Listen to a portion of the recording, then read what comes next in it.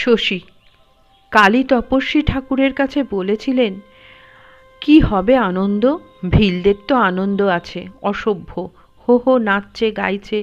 রাখাল: উনি বললেন, সে কি, ব্রহ্মানন্দ আর বিষয়ানন্দ এক?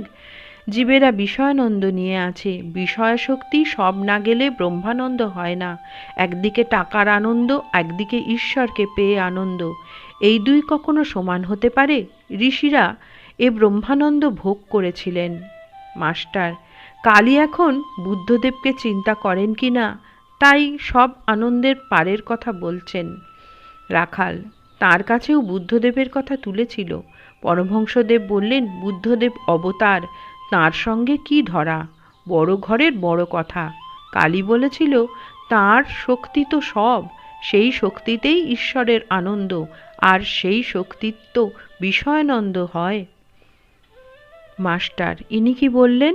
রাখাল: ইনি বললেন, সে কি, সন্তান উৎপাদনের শক্তি আর ঈশ্বর লাভের শক্তি কি এক? জয় ঠাকুর।